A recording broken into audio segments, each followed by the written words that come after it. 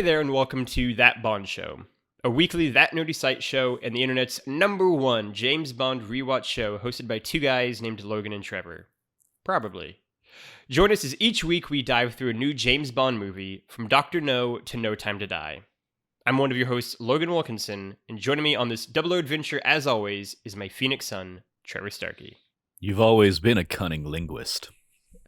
Dude, one of the great joys of doing this podcast series is picking up on so much more of the, I guess, sexually infused lines. As a kid, I was like, I was like, a kid was like, I know it's supposed to be funny, so I laugh, I guess, but it's kind of fine. It's told with the tenor of a joke, so you know it's a joke, and you I don't laugh get it, right? even if you don't get it. Yeah, and even as a kid, I was like, oh, because he is cunning, right? I was like, that's the thing, and he's learning, but some of the things so incredibly filthy. I can't believe they got away with so many of the shit they got away with. Yes, we are talking about Tomorrow Never Dies, the 18th James Bond film. It was released December 9th of 1997.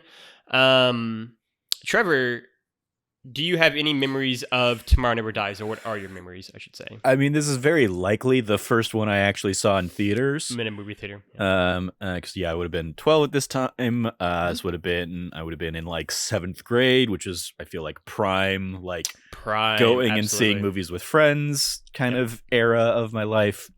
As I said, I had the group of friends that I played GoldenEye with every week and all that stuff.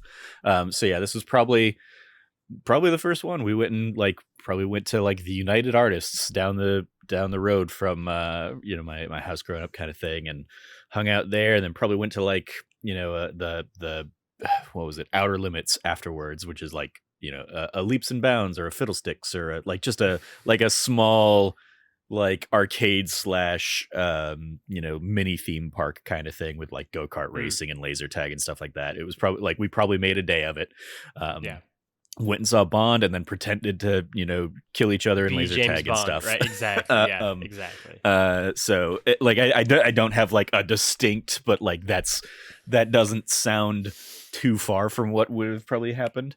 But yeah, it's I definitely remembered a lot of elements of this, and then there were some things that just came up. I was like, oh, I've completely blocked that out of my mind. In the Slack after I watched it, I had completely forgotten Michelle Yeoh was in this movie. She's great. So when she pops up, as soon as she pops up, I'm like, oh right, she's gonna be a competing spy kind of. We're gonna do that vibe again. But I'd forgotten how much they interact, and then obviously you get the big fun motorcycle chase, and as I'm watching it, all these things are coming back. But this is a movie I haven't watched in 20+ years, so it's definitely a fun trip down memory lane. And just seeing her at that very early point in her career compared to right now, she's tearing it up in Everything Everywhere All at Once, that is getting a lot of crazy buzz, and I'm excited to go try and see it myself. So shout out to Michelle Yeoh, just killing the game. Always shout out to Michelle Yeoh. Yeah, she's a phenomenal actress. And again, this is where I first knew her from, right? It is one of those things where so many actors and actresses, including Jonathan Pryce, who are super talented, I know them from a James Bond movie. I mean, I was 5 years old when this movie came out. I didn't see it in theaters, but this was the age I was talking about. I started watching Bond when I was 5, and so I wouldn't have watched this year, but I would have definitely been starting to see my first few Bond movies at this point in time in my life, right? Again, as I said last week, I don't have any memories of what those were. If I had to guess, I would have said probably Connery and more ones that my dad would have had the VHS tapes of.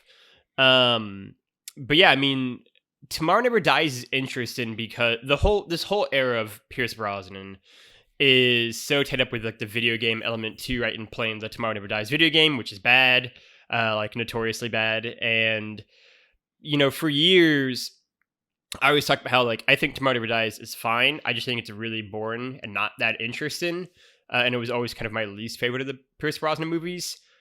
And I think one of the things that's been fun in doing this series is seeing how those ratings and evaluations and feelings change, right? As your tastes kind of change every few years, right? And some of these movies I haven't seen in a long time, like this one. And to get into a point now where it's like, oh, I don't know, man, it's a ton of fun. Like, I still have issues with it, but I think it is a great follow up to Goldeneye in a lot of ways, and just on a great run of Bond movies, right? Like from Living Daylights through at least I would say the next movie as well. Like that is probably the best run of Bond movies we've ever gotten. Just like all 5 of these movies, I think are fun and really engaging and really interested in doing different things. And I totally think Tomorrow Never Dies fits into that aspect, even if it does sadly kill Terry Hatcher off way too early. But nonetheless, let's run through the cast and crew because we've already name dropped a few different members of them. We've got Pierce Brosnan back as James Bond for his second film. It is funny, like going back last week to watching Goldeneye and like how much scruffier I think he is in Goldeneye. Right? Like his hair is definitely a lot longer in that movie, and then like this is kind of much more of like the classic James Bond kind of Pierce Brosnan look that he has from like this point onwards. As I think he kind of settles more into his 40s here, but he looks great in this movie. We've also got Jonathan Pryce as Elliot Carver. Again, he's gone on to do lots of incredible things, but to me, he will always be Elliot Carver, which is really just Rupert Murdoch knockoff character. I mean, yeah, like it's Ted Turner, Murdoch, plus just Ted a Turner's flavor of TMZ. yeah. I don't know the TMZ like editor's name, but yeah, it's 100% that guy. Yeah. I mean, like that. Like I don't ever watch TMZ or anything, but like whenever I see like random little clips, it's that guy like talking to his newsroom or whatever. And when that first scene of Carver talking to like the screens of his sycophants or whatever, I was just like, oh, it's that exact guy. That guy is just doing an Elliot Carver impersonation for his life, for his career. I always enjoy how like audibly loud and hard he like taps his little keypad. Like it is like such like insane. It's like he's like breaking it. I'm like, chill on, it's fine. Yeah, in a very clearly not actually typing, like just clearly like tapping gibberish into his thing. Michelle Yeoh, as we mentioned, is here as Wei Lin. We've got Terry Hatcher as Paris Carver. We've got it's a German name, but I'm gonna go with Götz Otto as Stamper. Ricky Jay as Gupta. Joe Don Baker back as Jack Wade once again. Colin Salmon as Charles Robinson, who's going to become a recurring MI6 character. We've got Jeffrey Palmer as Admiral Roebuck, the asshole admiral. And then the usual suspects of Samantha Bond as Moneypenny, Desmond Llewellyn as Q, and Judi Dench as M. And this film was directed by Roger Spotswood. We're in that era now where we're not going to have the same director doing movies for 3 or 4 or 5 times in a row. Yes, in the Blast from the Past section, the president is still Bill Clinton, but the prime minister is officially Tony Blair. We're in that new British culture sweeping the globe right now moment. And as we already mentioned, I was 5 when this movie came out, and Trevor was 12 years old. And the highest grossing movie this year was Titanic, a little film you might not have heard about, which would go on to, of course, become the highest grossing movie of all time upon its release.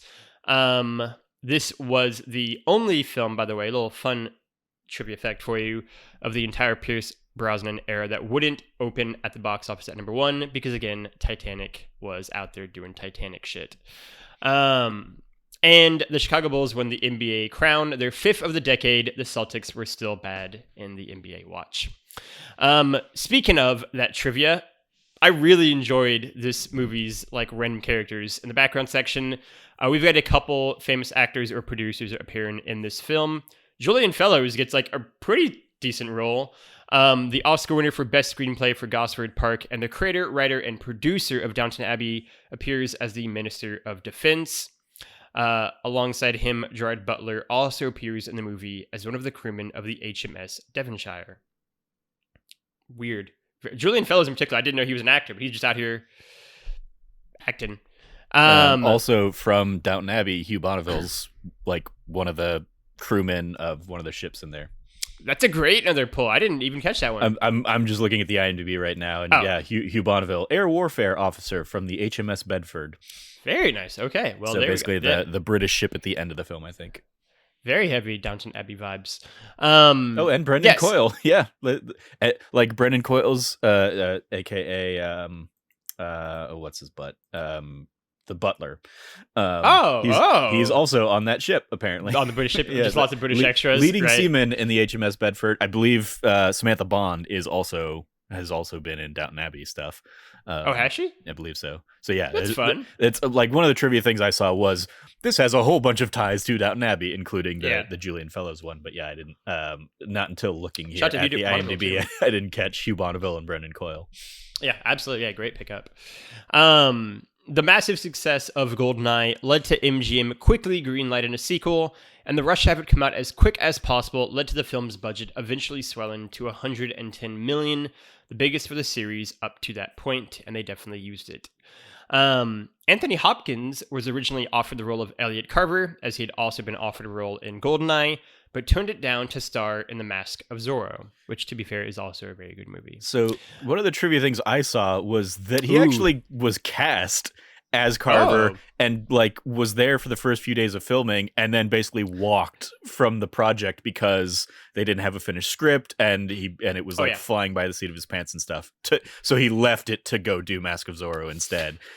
The like, production of this movie was none of that surprises me based on kind of like the timeline of things and also just some of the scripting of the movie. It's like, oh yeah, they clearly were making this up as they went along.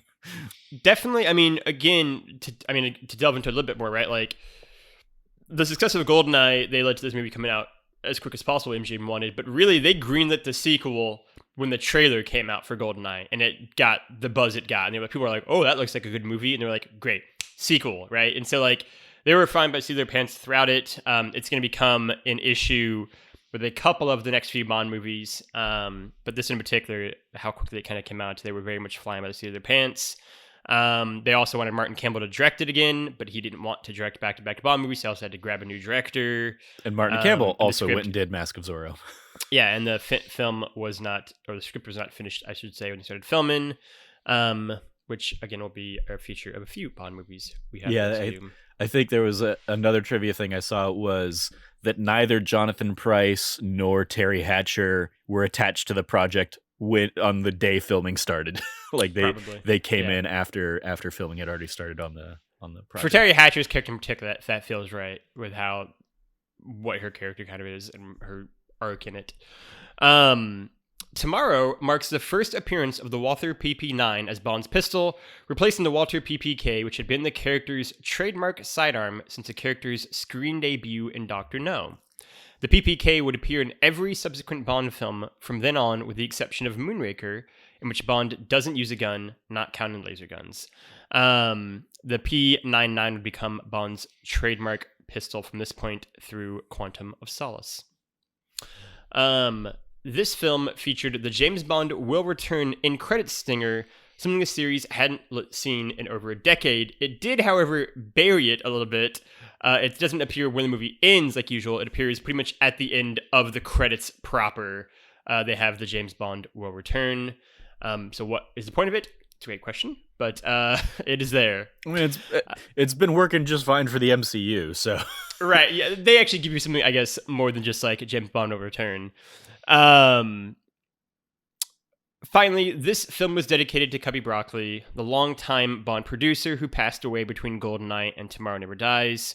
The producer and shepherd of the Bond series had ultimately worked on 16 Bond films, his last one being License to Kill, the most of any person associated with the series, save one, Desmond Llewellyn, who we'll get to next week. Just like out of curiosity, why was his nickname Cubby? I have no idea. Okay, I have no idea. That's a great question. I've never it's one of those I've always had to like I see Albert Broccoli in the credits and stuff, and then you refer to Cubby Broccoli, and I'm like, are those like early on? It was like, are those the same person? And very quickly I identified, yes, they are. But it was very much like I don't know why he's called Cubby and why Logan almost exclusively refers to him as Cubby Broccoli versus Albert Broccoli. That's what everyone refers him to as Cubby Broccoli. I don't know. I'm sure any of the stuff out there you can find out, but I feel like Cubby, the first I feel like the only time I ever saw Cubby was in the dedication in this movie of like this dedicated to Albert Cubby Broccoli. I'm not sure. That's a very good question. In the 0070-second recap, I clocked it in at 76 seconds earlier today. Yeah, I was gonna say let's go 75. Looks a little bit good on the shorter side of things from how it's been in the past. James takes some photos of a terrorist party before escaping with some nuclear missiles that are hiding out before the whole thing blows up. Elliot Carver, meanwhile, uses some tech magic to trick the Brits into going into Chinese water before buzzsawing their ship with his invisible boat and shooting a Chinese fighter plane out of the air. Carver then uses his media empire to stir up war fever to drive up ratings for the launch of his new satellite. M has 48 hours to investigate and sends Bond to Carver's party. Bond meets Carver, Wei Lin, and reunites with Carver's wife Paris, a former love of James. Carver's goons fight Bond, Paris and James reconnect, Carver discovers a betrayal and has Paris killed, and then Bond escapes thanks to his nifty remote-controlled car. James then goes to the South China Sea, does a halo jump over the destroyed British ship, meets Wei Lin again, the pair are captured and taken to Saigon where Carver's plan to drive up ratings is revealed, and Wei Lin is shown to be a Chinese agent. Bond and Wei Lin escape, go to her hideout, and have a fun time seeing all the Chinese Q-Lab gadgets. Real good stuff. Finally, the duo go aboard Carver's stealth boat, get captured and uncaptured, and then captured again, kill Carver in brutal fashion, and then stamp her in possibly even more gruesome manner. Finally, with the ship destroyed, the two lay out and wait to be rescued. 76 seconds. You were spot on. Yeah. Bang on the money. Okay. Trevor, how many were killed? So it's always fascinating because like the source I'm pulling from does a person by person kind of breakdown and like kind of breaks it out into a lot of chunks and stuff, and then I'll see like something in IMDb that's like this movie has a body count of 239 or something like that. I'm like, that's nowhere near what this breakdown was. So the breakdown we have here again from All Out of Bubblegum, which is basically like if you Google how many people died in Tomorrow Never Dies. It pulls a different website, but that website is like sourcing this. So this is why I've been kind of using them as the reference point. Body count from Ash PD 24, once again, comes in with a total body count of 54. The unconfirmed and uncounted, including more terrorists getting blown up of the bazaar, but we only see one.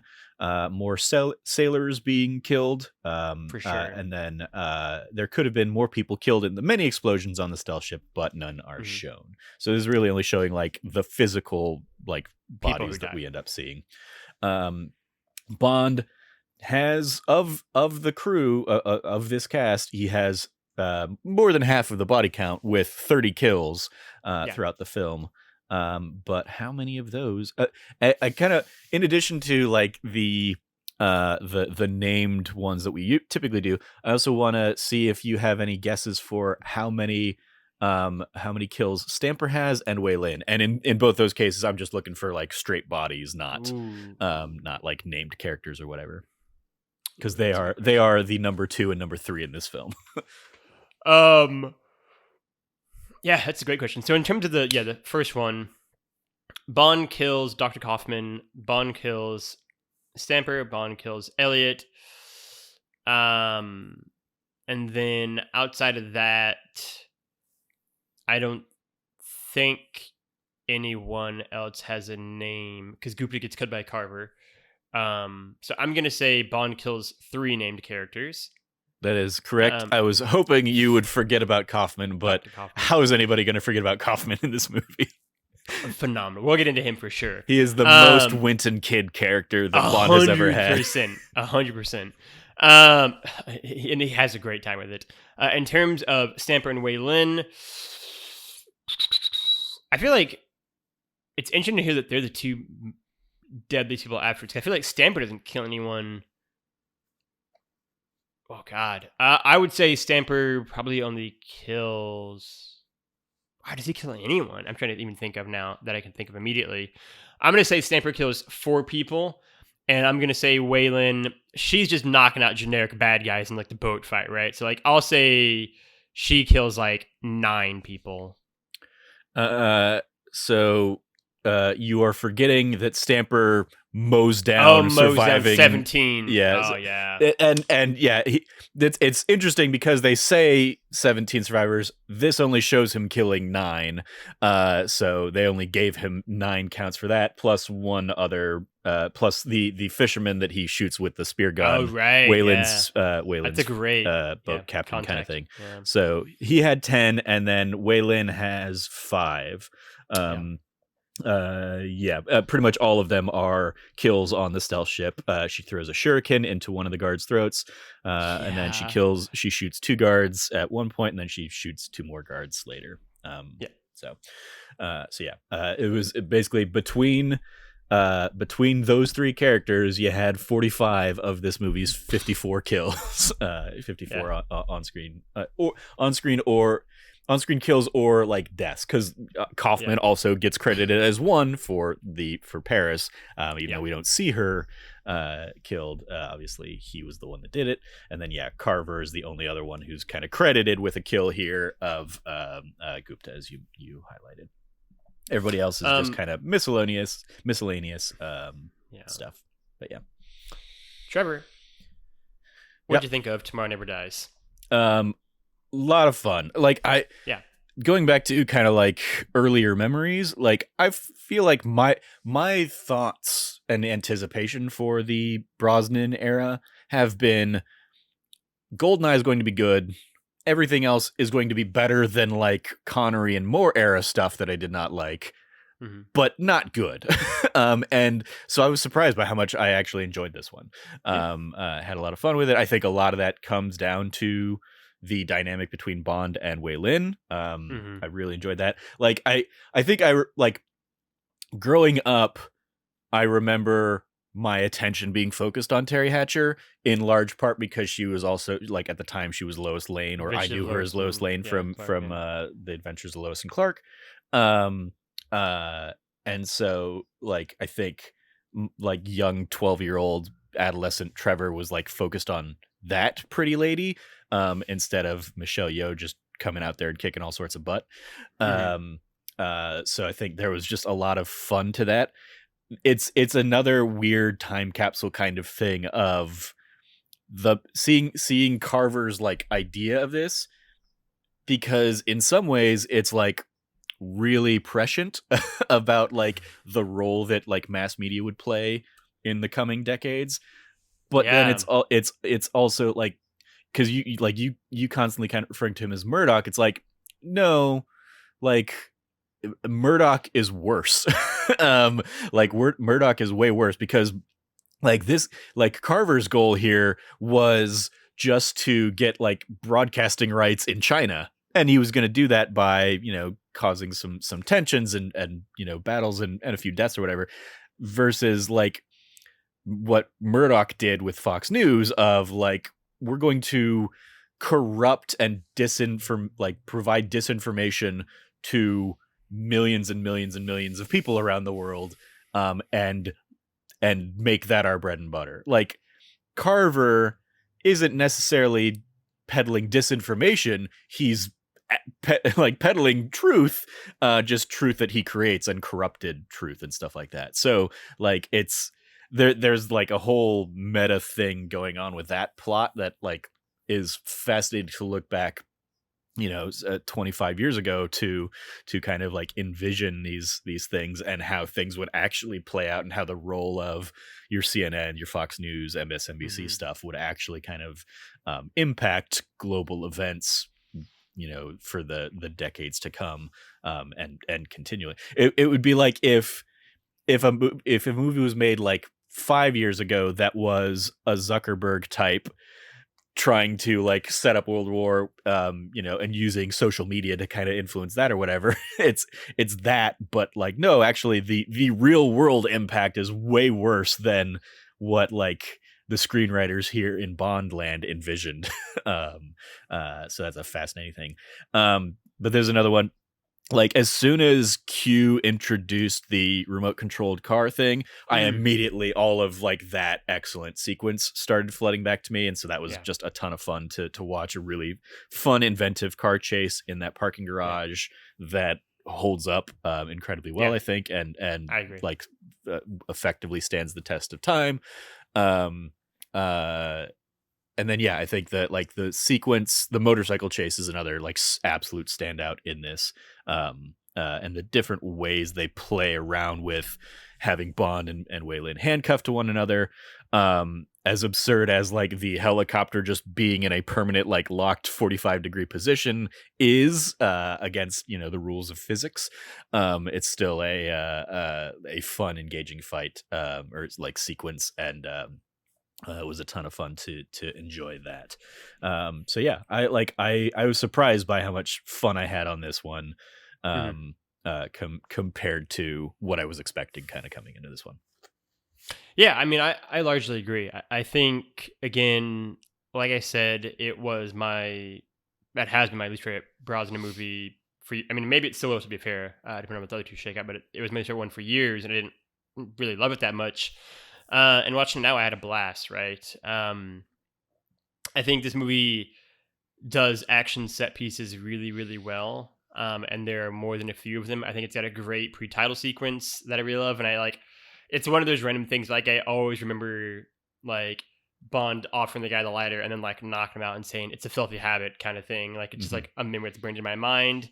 And Um, it's I think I remember seeing a trivia thing in last week's Goldeneye of like they've moved Bond away from smoking yes, for this era, and and that's like he this won't really smoke again. Yeah, cements that, yeah. compared to like the previous eras where Moore and Connery would be lighting up their cigars or cigarettes or whatever. Hmm. This one really cementing like Bond doesn't smoke because Yeah. smoking is bad for you kids. Smoking is bad for you. Yeah, we're not in 1962 anymore. We understand that, yeah, the danger of smoking.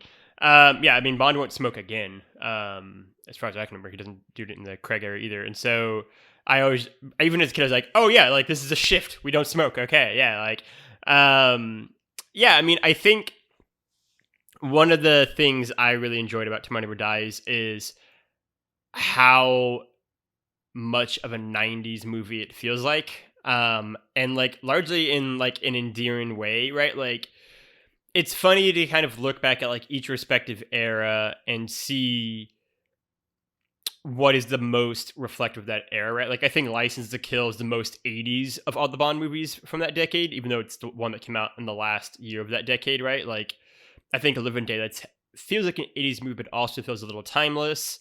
I think Goldeneye feels largely very timeless throughout that entire movie, and it's just like a really great kind of thing. Um, and I think that The Water's Not Enough, which comes after this, almost feels less like a 90s movie and more like this kind of like Y2K New Millennium kind of era movie, like it's its own distinct thing.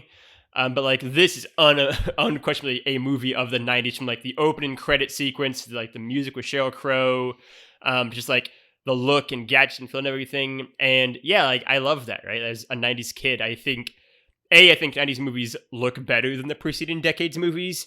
And B, I think there is some charm to the cheese in it. Um, I love Bond and Q's interactions. Again, I think they've really have nailed what that character is to Bond now with the Timothy Dalton and Pierce Brosnan characters in particular. I think M is fun. Samantha Bond, as Moneypenny, gets one of the lines of the entire movie. And I like her and M's like don't ask, don't tell back and forth as well. Um, yeah, I mean, Waylon is a great addition to the thing.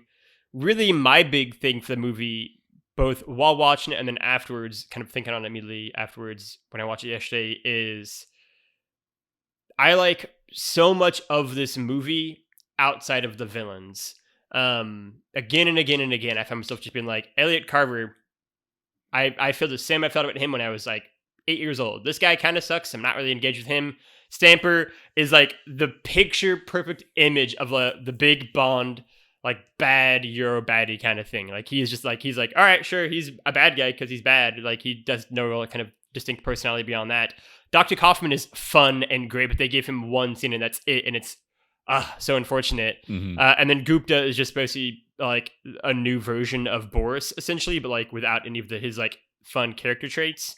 So I think the villains are kind of like bland, for the most part, but so much of the movie, like not even so much, pretty much all of the movie around them works so well, I think, right? Like, I think the movie does action so well, has some really great, I think, humorous moments to it, right? And I think we're getting to the point where like the Bond series is really nailing its humor in a lot of ways, whereas I think with the Moore era, it was way more hit or miss, or maybe just missed with some hits.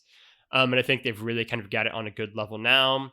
I think again, Waylon is great. I really like the emotional stuff with Bond and Paris. I think exploring that dynamic and that relationship and kind of that backstory is really interesting. Um, I think it could have been interesting if they actually like committed to it, but sure. here it's effectively just a couple like we used to have a relationship, it didn't end well, Hmm.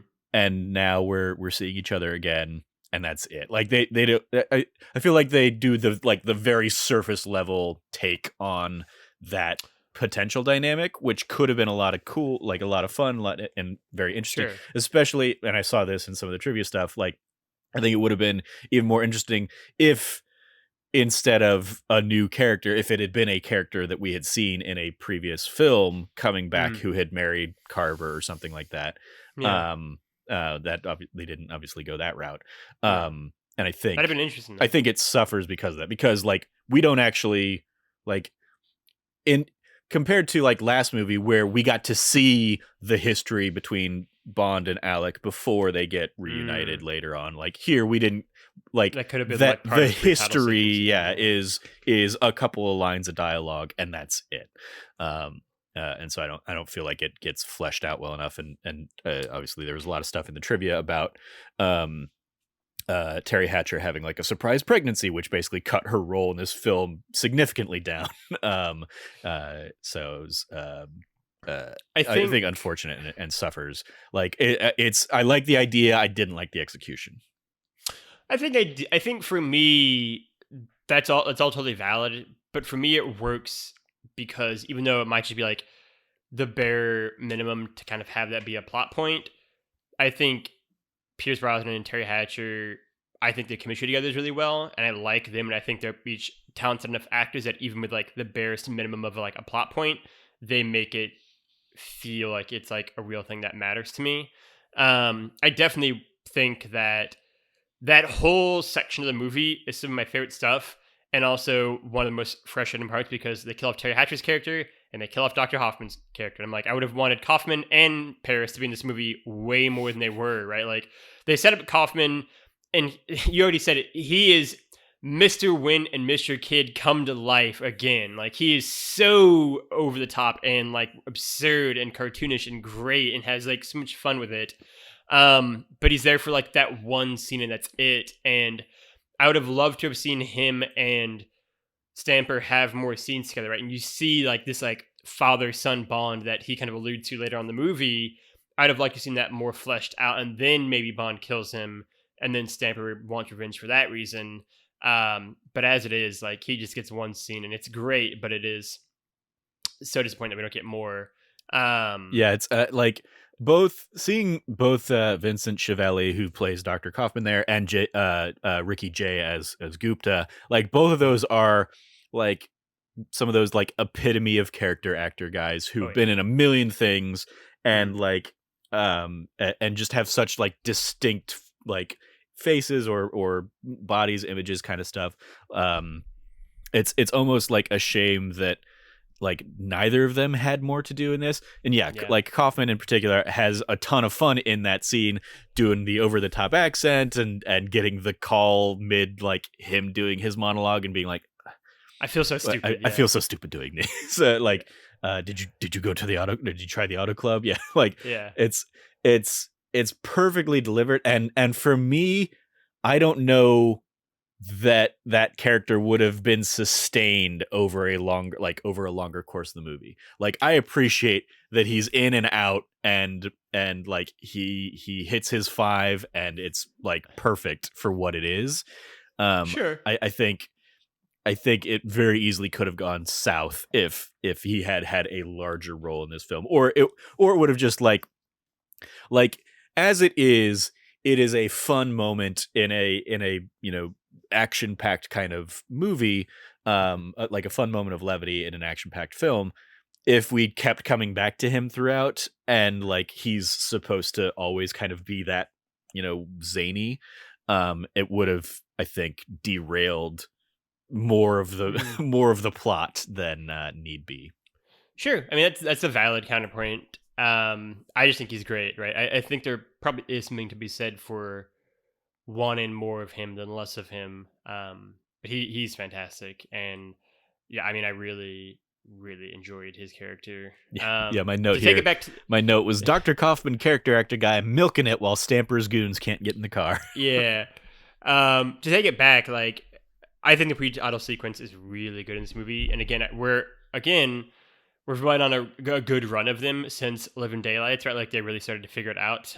This to me is like one of the ones that like I most remember like every single beat of, basically. Because even in a movie that as a kid I didn't love that much, I always enjoyed this opening to the movie, right? Of Bond at like the terrorist bazaar, and them kind of back to like him and the jackass admiral kind of going back and forth, and Bond grabbing the plane, just gunning down everyone. Like it felt like a video game Bond mission on screen in like the best way possible. Like like they took like a mission that would have been in like a Night Fire or Everything or Nothing, and like managed to translate that on screen in a way that I think is super engaging and super fun and super exciting to watch, and gives this movie such a great like propulsive start to it. Mm-hmm.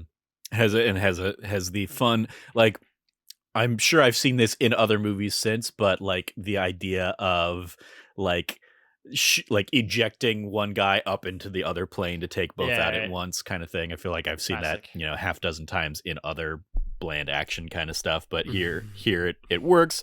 Like it was how he got out of that predicament of the co-pilot like trying to kill him. Right. Yeah.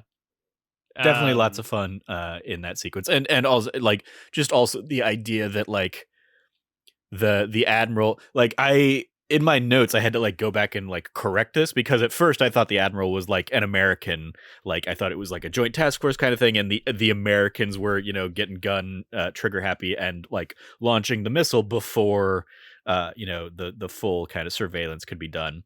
Turns out no, that's not what was going on or whatever. But it's just the military still anywhere in the world. Yeah, it's still that same energy, and they don't like Bond on the ground knows that there's nuclear torpedoes or whatever there, and that's not the right call to make. And so as soon as Robinson kind of tells him that over the like we don't hear the conversation, but like we get what Bond is kind of conveying, and the focus on, yes, I see a Jeep. What, like, oh no. Like bad stuff's about to go down. But it also does a great job of like, here's the timetable. You got 4 minutes to get this in and out. I'm sure it plays with like movie time 4 minutes, but it's still like okay, maybe not. I feel like it's here's a high stakes sequence that we're setting up. This is the pre-credit scene. The credits are coming at the end of this. So here's what you have to look forward to. Here's the tension. Bond needs to do this, or Bond and a whole bunch of other things are going to get nuked. That's not great. While also introducing and setting up the transponder thing and Gupta in there so it's not a like standalone miscellaneous thing that's not going to tie into the rest of the plot. It very directly does tie into the future of the plot.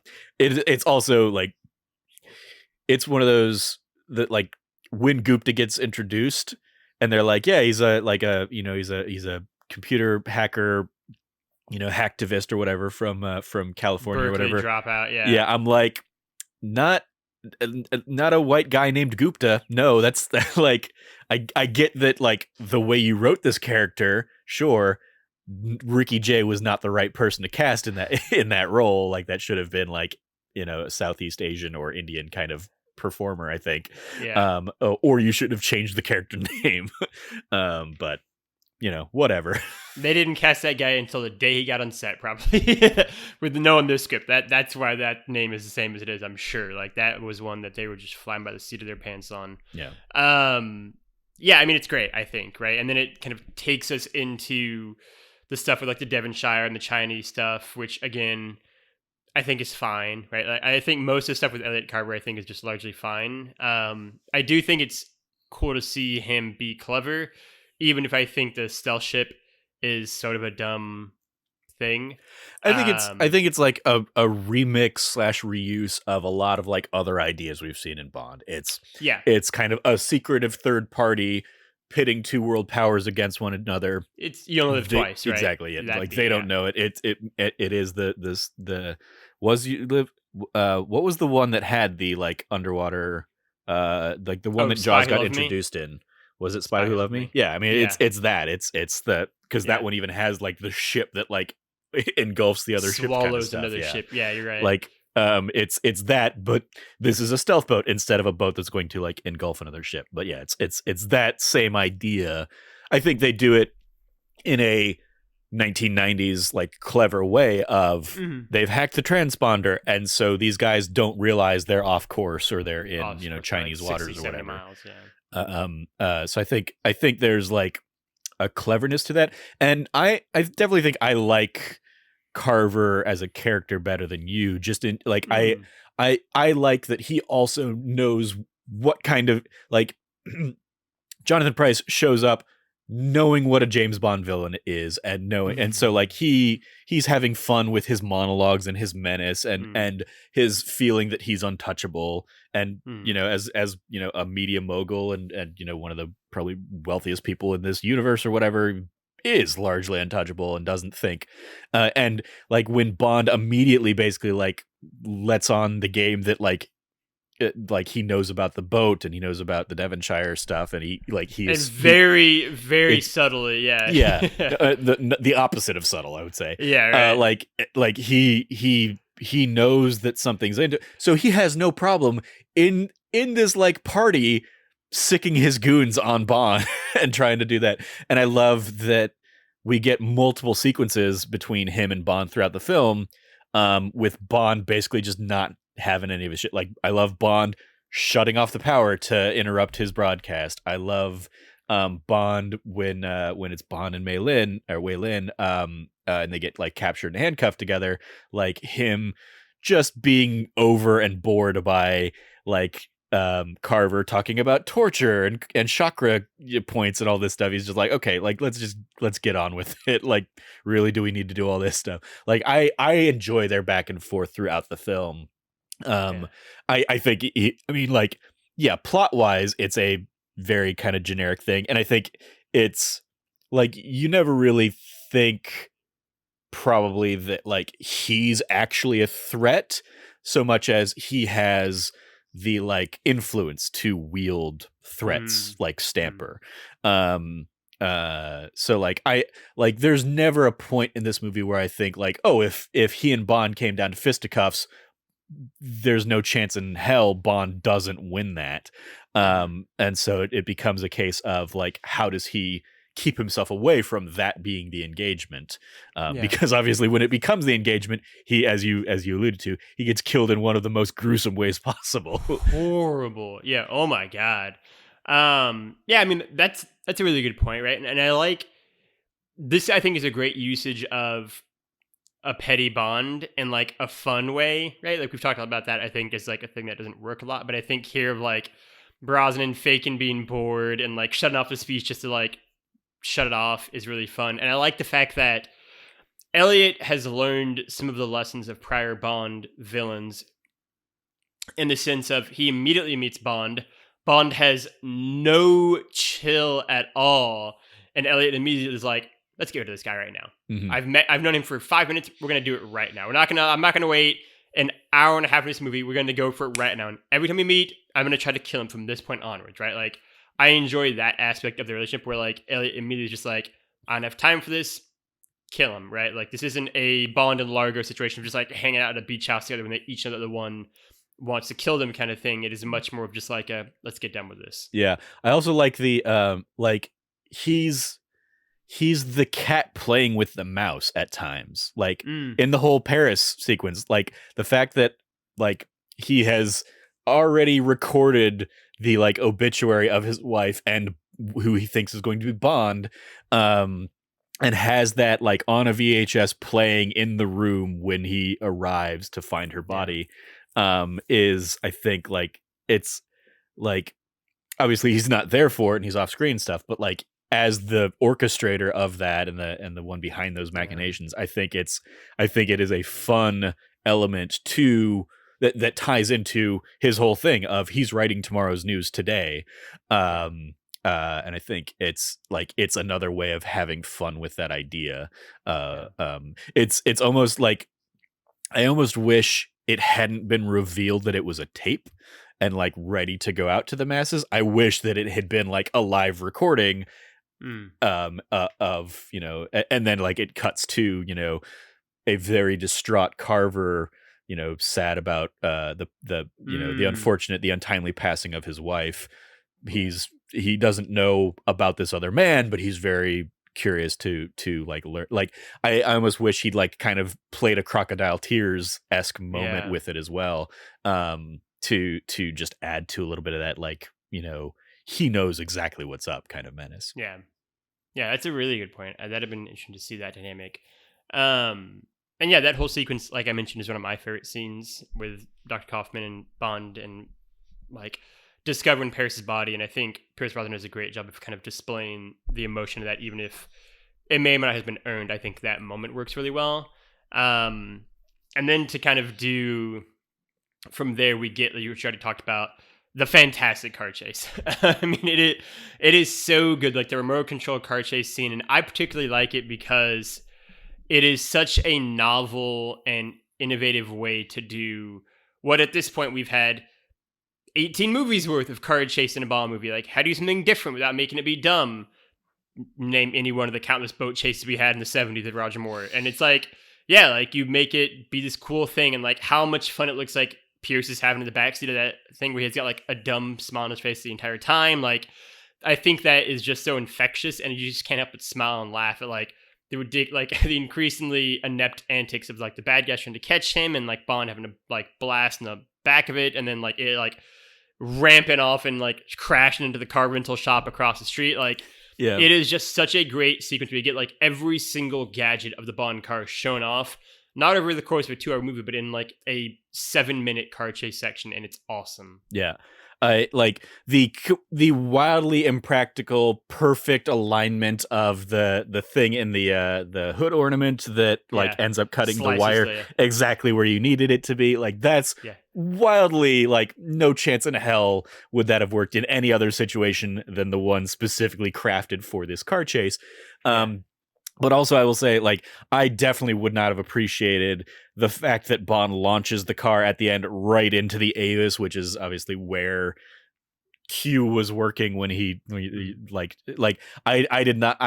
I would have appreciated, like, oh, it's cool that he like sent it off of the building or whatever and it crashed into the, like, that was a cool thing for me as a kid, like realizing that no, he's returning the rental car in just the most James fashion possible, was something I certainly appreciated more this time around. Absolutely. But yeah, like you mentioned it there, like the goofy grin that he has on his face, like there were multiple times, that being one of them, and then just like throughout a lot of the motorcycle stuff with Bond and or with Brosnan and Michelle Yeoh, like I just found myself thinking, like, they're just having a blast filming this movie. Right? They're just like, it is, you can see the fun that they're having with each other on screen that like adds this infectious nature to this chunk of the movie that I really appreciated.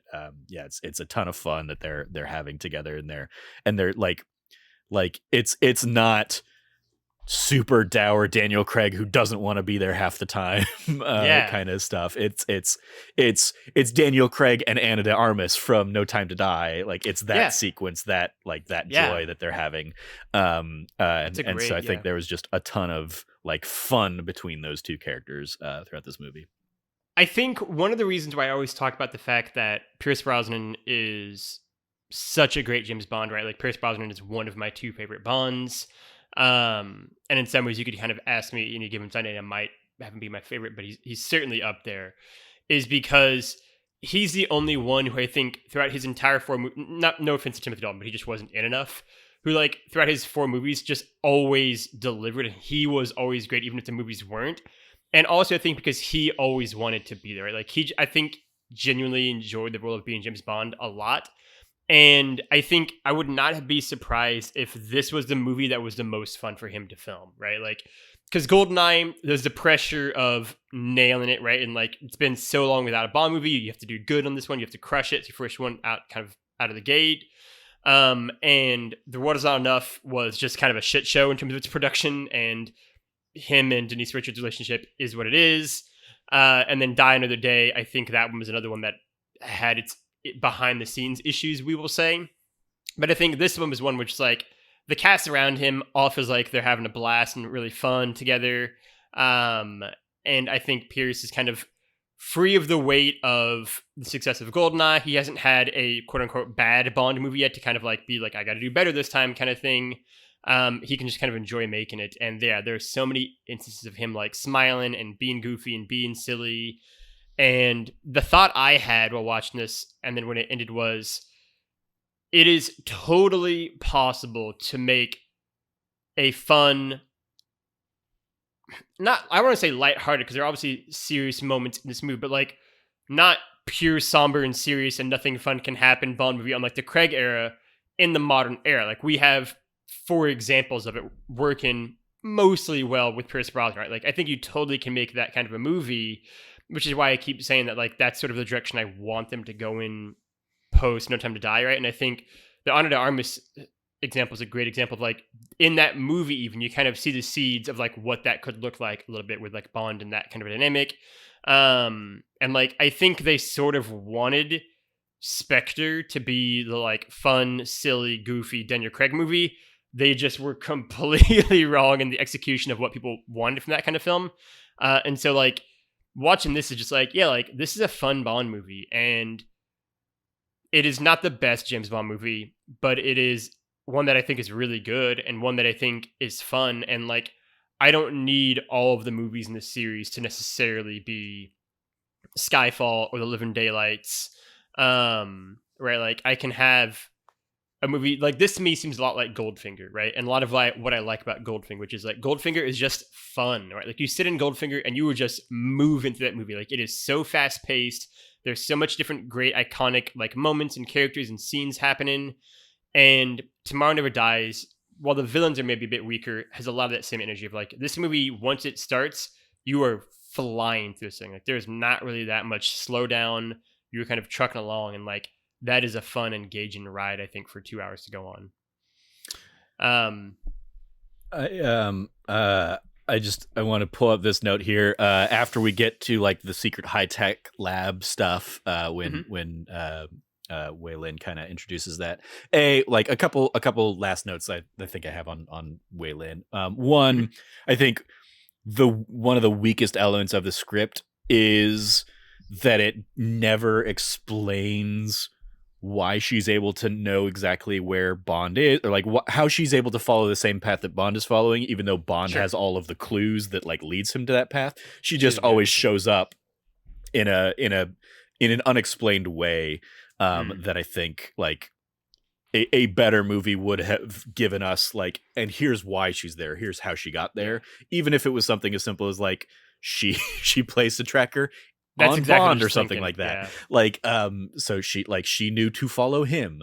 But like, yeah, the fact that like she shows up in the top of the lab that not even Paris is supposed to know about, and that's how Bond knew to go up there, or the like more egregious the HMS Devonshire when she shows up like, at the ship at the underwater same time after right? Bond has had to figure out where the transponder code like took it off course or whatever, and do a halo jump to get to that exact location. She obviously didn't need to do that because she had like her Vietnamese crew or whatever to get her close. But like, yeah, how did she find the ship is the like, that's the implausible stuff. But that all that aside, after all the fight stuff in the bike shop, and then it turns into the super high tech like Chinese version of the Q Lab.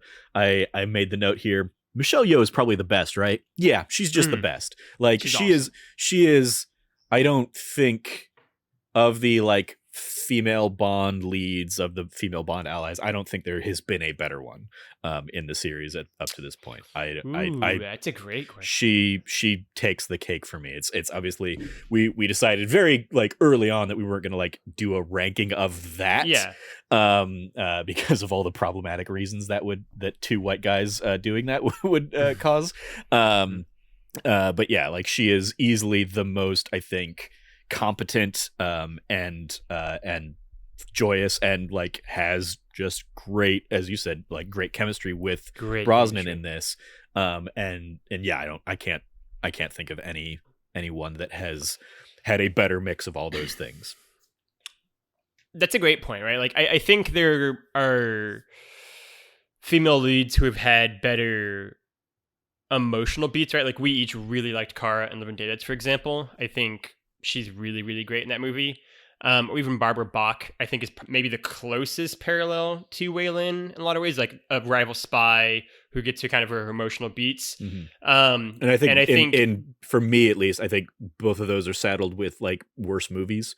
Like I think. I mean, spoilers for where my ranking is going to, like, this is going to go surprisingly high on my list. Yeah.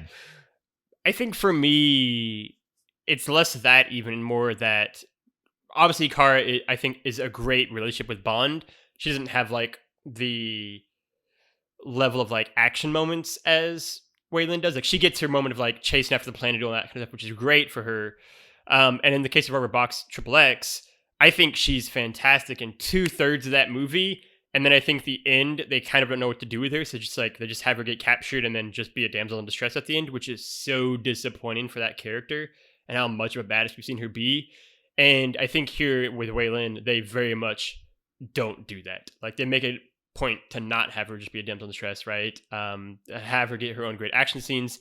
Her just wipe out the entire house of people by herself before Bond even gets there is like so awesome and such a great like kung fu scene. And like she more than holds her own. And in a lot of ways just does better than Bond in a lot of the fight scenes.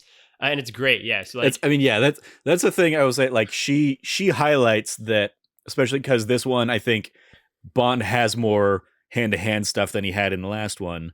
And it shows that like, yeah, that's still not like, this is not the Daniel Craig era where that's going to be like they're going to do a lot of like really brutal physical fight stuff. This is still like throwing punches, and it's rough, it's rocky, but all of her sequences, because of that background that she has from Eastern cinema and stuff, I think like just like, yeah, I think she shows up Bond actually as like, oh, she's maybe a better spy for this particular situation. Like Bond is fine if he's got like his Walter P99 and can do what he needs to do on that front.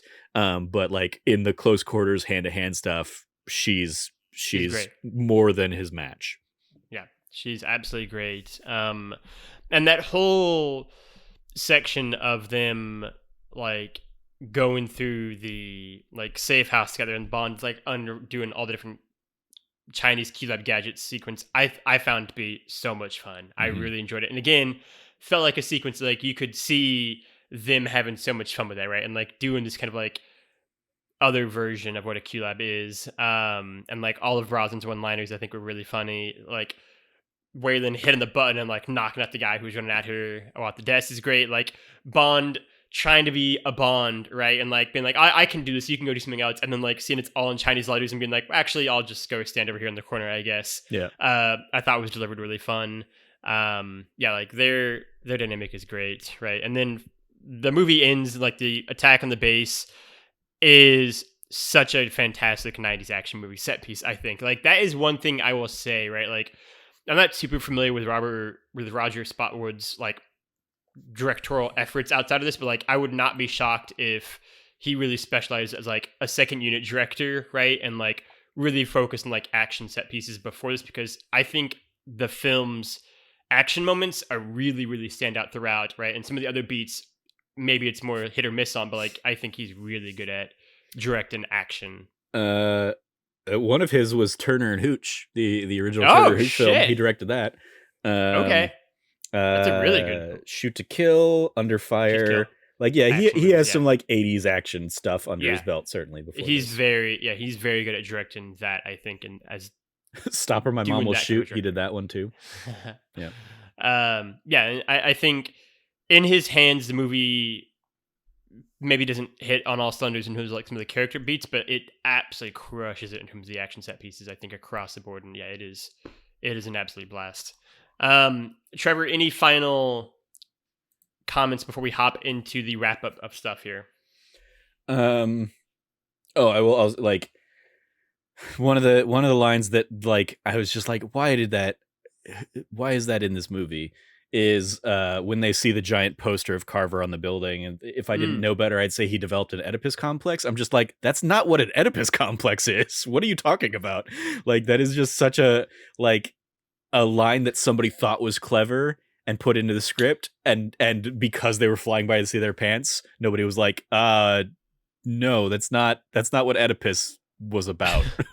I enjoyed that too because it would have been perfectly fine if it was like I thought he had a god, or like, and I thought he had a god complex or something like that. Anything fine, like that. But yeah, Oedipus is like, that has nothing to do with like killing your father. Well, actually, I guess and it's not covered in the movie at all, but I did see like the trivia in like the novelization is that he made his millions from killing his like father and staging his father's death or something like that. Exactly. Right. Exactly. So, but like, yeah, it's the like nothing that's covered in this movie introduces this idea of killing your father, wanting to sleep with your mother. So like, it's just a line that comes out of nowhere and just feels like incredibly stupid.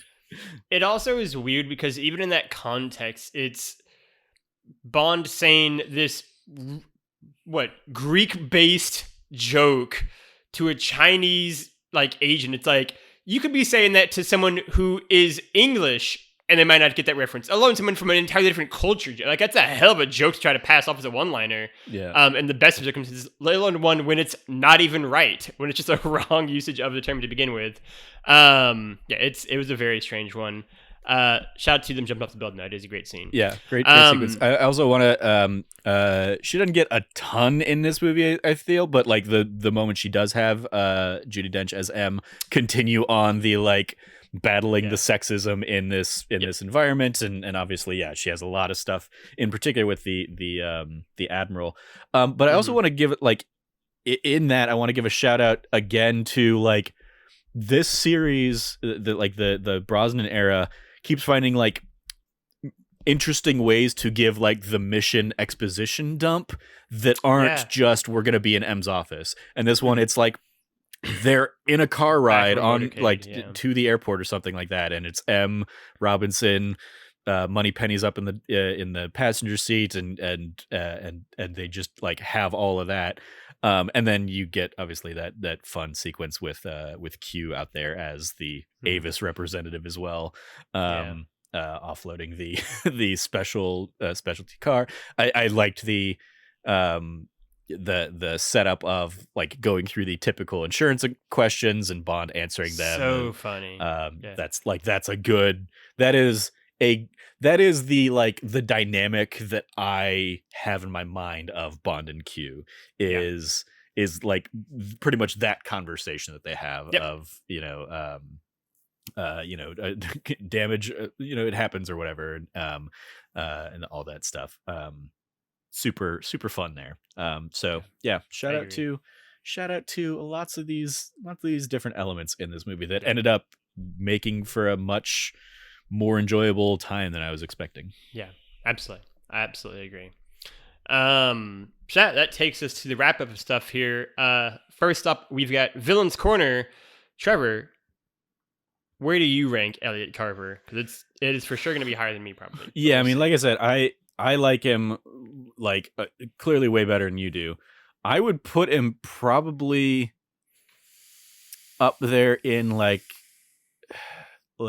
Koskov, Max Zorin range. That's where I thought you'd put him. In like the top chunk of our list. But I totally get if that's not gonna fly. But yeah, like I mean, I definitely like him more than most of the Moore era stuff, obviously. Notoriously bad villains. And yeah, it's like it. I like that he is having fun monologuing, and he's like he's heartless and doesn't care, but like he's willing to kill his own wife to suit his needs and stuff like that. So like I think that makes for a good, enjoyable villain, and I think Jonathan Pryce is doing a great job in the role. And I think a lot of it is also just I'm gonna appreciate even the bad modern era ones way more than like the mediocre early Connery or Moore era bad guys. Just because I didn't like those films as much as as you do. So that's where I fall on this one. Yeah, I mean, I would have him lower than you, but I would probably have him in that Brad Whitaker Blofeld 1 and 3 range, right? Like, I think he's better than basically the Hugo Drax down, mostly more movie villains, because I think more villains are really not good for the most part, except for like Zorn and Scaramanga. But like, it's tricky because like obviously this is a collective list. This isn't my list or your list necessarily. It would look different if it was. And so like we get into that kind of weird thing of like, I think he's better than like maybe this villain, but not as good as like this villain. And it's also fun finding the villains that you like versus the ones you don't. I mean, I'm ultimately like, I think where are we at? Koskov and Zorn are right there. Dario, Scaramanga, Blowford 2.0, Red Grant, Kanega, Mr. Big. Like I'm totally content to like have him be below Red Grant, above Mr. Big. That's what I was thinking. Like we split the difference basically between us. Throw him. That's where I was going to throw him to. Throw him right between Grant and Kananga. That's pretty much banging the money right where I would put him. I think what's his name? I already forgot. Elliot Carver. Stamper doesn't get a spot because he's just the most generic big blonde bad Euro baddie. I thought like he was. But I think he also, I think he does that role very well. Sure. And I like, I do appreciate, like, obviously most of those we haven't ranked. Yeah. I can do a ranking because most of them are just nothing but generic, a fight. Whereas this one, at least like they at least hint at he's got this like really sadistic side of him. And he was trying to follow in Kaufman's footsteps or whatever, and he is super into torture and like so like I appreciated that they made him the most of that kind of villain or henchman, even if he still doesn't really have much going beyond like being big, bulky, and European. In terms of those musical moments, I mean, shout out to Sheryl Crow. It's like, it is a very 90s song, I think. It's fine, right? I think... Well, I'm looking at the list right now. I mean, I would probably say below GoldenEye, above Living Daylights, right? Is sort of where I would probably put the Tomorrow Never Dies theme. This segment is like, there's really no point in me being in this segment because I have nothing to add to. Like it's another one that I was like halfway through the song and I was like, is this? I'm trying to remember. It's very. Is this generic. The garbage one? Is there a garbage one? Garbage is gonna be next week. Okay. I'm so excited for garbage because it was definitely like I was like, this feels like a Shirley Manson kind of voice, and then it's like Sheryl Crow. I was like, oh, okay, I guess, sure. I know that they had... It did not have a Sheryl Crow feel to it for me. But I also, like, I saw there was a bunch of trivia in there about, like, there were people that didn't really, like, that weren't really interested in the Sheryl Crow-ness. And so, like, it was, I think it was the composer on this one. They were like, I don't like that song. That song is being forced upon me in this movie. So instead, I'm going to use this Katie Lang one in the end credits. Yeah. And that's the one I'm going to pepper in throughout the score or whatever. I saw that and I was like, what petty nonsense. Especially because when that song came up at the end before having read any of that stuff, I just thought it was, a reprise of the opening song or whatever. Like it was like indistinct to the other one for me. So I was like, all right, whatever. I also know that they tried to get, I think it's this movie, it might be World Enough, but I think it's this one where like they tried to get like Moby involved as well to do one. I think that'd have been a I, really weird yeah, I didn't one that see I that. can't see how that would have worked. It's in either this one or next week, but like Moby doing a Bond theme, I think would have been very interesting, but I'm not sure how successful it would have been because I don't think of Moby when I think of a Bond theme typically. But maybe he could have done something good with it. I don't know. It's fine. It's generic. In terms of QLab gadgets, we got a lot of fun gadgets this week. We have, obviously, the BMW car is fantastic, and to me is one of my favorite Bond cars, just for like how great of a like set piece it gets showed off and with every gadget being used. We've got, of course, his watch, and I do like the fact that like Waylon has like an even newer version of the watch. And then, of course, his cell phone that he uses to take down Dr. Kaufman with a little electrical circuit thing. And also break into fingerprint. the safe. Yeah, the fingerprint. He also, like, when the electrical thing got introduced, I was like, oh, I thought that was going to be used as a stun gun. Because the first time he uses it to basically, like disarm the electric. He fries the electric lock or whatever. And I was like, oh, okay. Yep, I guess that's a thing. But then there's also, like, at one point he pulls out, like, the antenna and it turns into, like, also a lockpick or something, and I'm like, Q didn't mention that at all. That's just another one that they added later in. So I'm like, oh, maybe they just didn't have that in the script when they shot the Q scene earlier. and that's what we've done here. Yep. Yeah, it's fun. It's a lot of great gadgets. We're obviously the Brosnan era is going to increasingly be very gadgety. I like them. I obviously grew up with these movies, so I'm biased, but I think they have a lot of fun with them here in Tomorrow Never Dies. I think they do in this one at least. And again, I'm not going to remember where the next real big one I'm going to remember from the Brosnan era is like the invisible car one, which Die Another Day. I'm like. That one, I remember that one getting a lot of shit at the time, and then it's fine. These days, it's like they did that exact same thing in Spider-Man: Homecoming with a giant plane, and nobody cared because they were like, "It's Tony Stark tech," and I'm like, it's the Bond stealth car from Die Another Day. Like, I didn't hate it nearly as much as whatever that early version of the internet was, but. Yeah, like I agree. That's definitely like where I remember these things going, and so like at least at this point, I think everything gets introduced and used incredibly effectively. Whether or not that's going to continue, I don't remember, but I think so far so good. Yeah, I don't want to spend too much time on it this week because we'll talk about it more 2 weeks from now, obviously. But my thing with Die Another Day, Invisible Car has always been.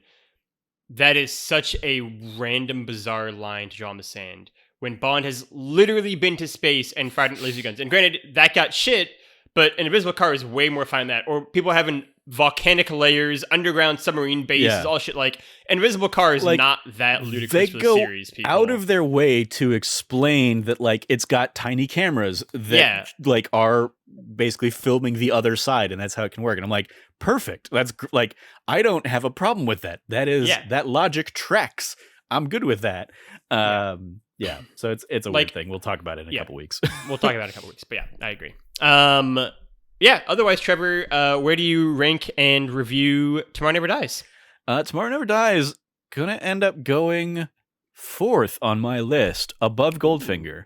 Below GoldenEye, License to Kill, and The Living Daylights. This was like I was surprised that I had as much fun with this one as I did, and it just like I just have a much more fonder appreciation for this era of things. So if I'm enjoying, if I'm having a good time with this, it's going to be like this good time I'm having is better than the like. I kind of had to fight to have a good time in some of those earlier ones, a la your Goldfinger and Spy Who Loved Me. Like, I found good things to enjoy in them, but there was also a lot of problems in those movies. This one, I didn't really have too many problems with. It was just a good, fun movie, start to finish.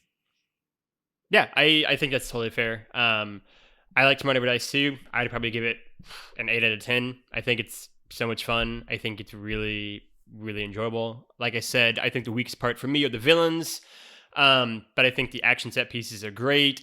I think the gadgets are a ton of fun. I think they're explained and shown off really well. I think Waylon and Bond are a great kind of duo, and she maybe is the best kind of co-lead Bond has had up to this point in the series, or certainly one of the strongest.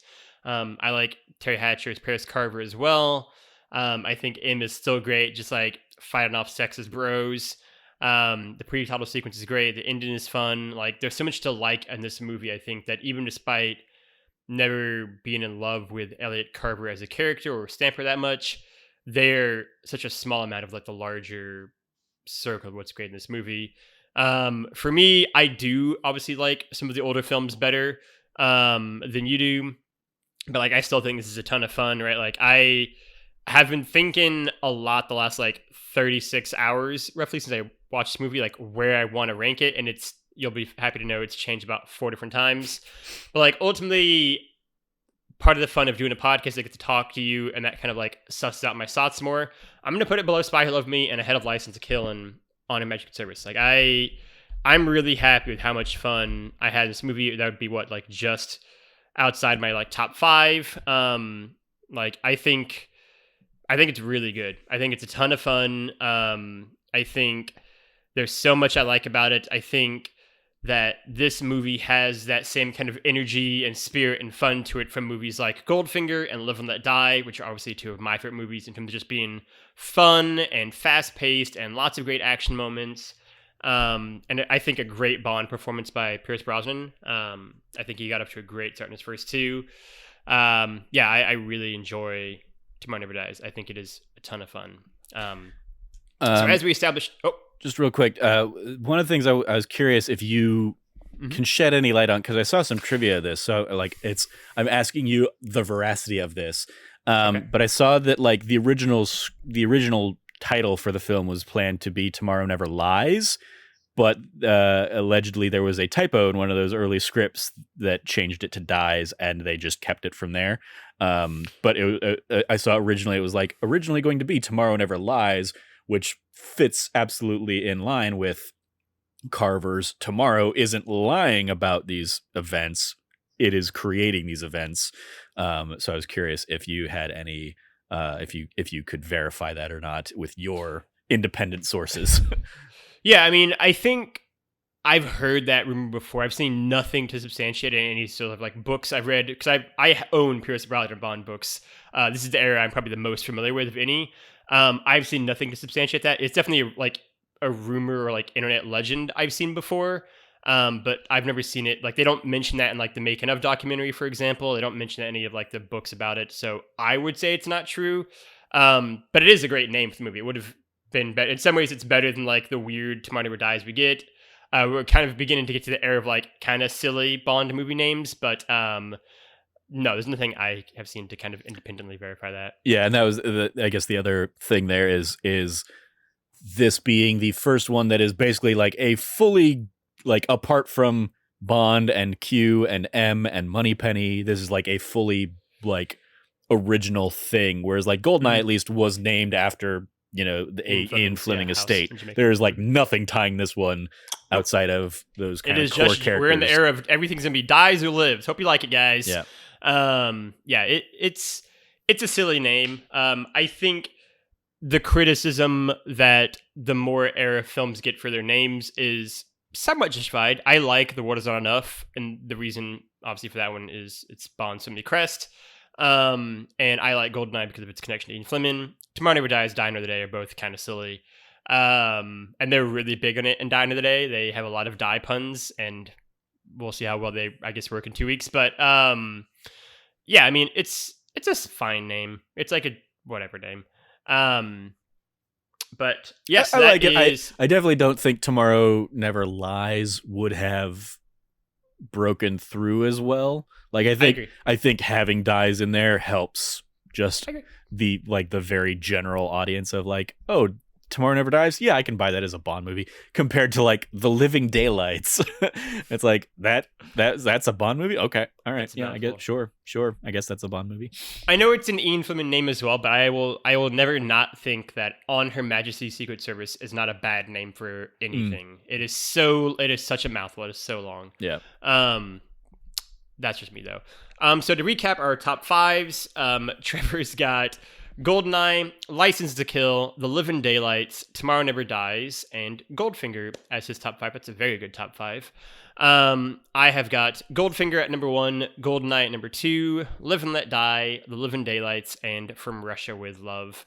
with Spy Who Loved Me and Tomorrow Never Dies coming in at 7 on my list. Very good. Otherwise, that's the show. I hope you like what you saw. If you did, you can go over to youtube.com/thatnerdysite, where you should already be on this YouTube-only series. Hit the like and subscribe button. Hit the little bell notification to get notified when a new video goes live Monday through Saturday over here at That Nerdy Site's YouTube channel. We've got Let's Plays going live 3 days a week right now because of Cameron's special series. That D Plus show, That Nerdy Site show, That News You Care About, and That Bond Show podcast all going live on the YouTube channels as well. You can also go over to thatnerdysite.com and check out all those podcast services going live on the That Nerdy Site proper site, as well as all the written reviews, features, and everything else we do, always going live on thatnerdysite.com, as well as, of course, the companion written reviews to these episodes. Otherwise, you can go find Trevor at Trevor J. Starkey on the internet. Trev, anything that you want to plug or shout out? I mean, you kind of ran through all the plugs, so yeah, no, I don't think I really have anything to add on that one. Very good. Well, then, you can go find me at LeftyLogie, at LeftyLoggy, Loggy on the internet. Go check out Cameron's Friday Night Dying Lights on YouTube. He's doing that. I think he's, by the time you listen to this, probably like 13 episodes through that run. Go check out That D Plus show. When you listen to this, we will have probably just finished up our Pixar month. So we will have done Turning Red, Luca, Monsters, Inc., and A Bug's Life. Not necessarily in that order, but those are the 4 movies. You can go check out That News You Care About. We will have just crossed over 100 episodes by the time you listen to this. And finally, go check out That Nerdy Site show, going live every Monday. Always fun happenings and conversations happening there. With that being said, you can go find That Nerdy Site at That Nerdy Site all across the internet. For myself, for Trev, for all of us here at That Bond Show, we will return with The World Is Not Enough.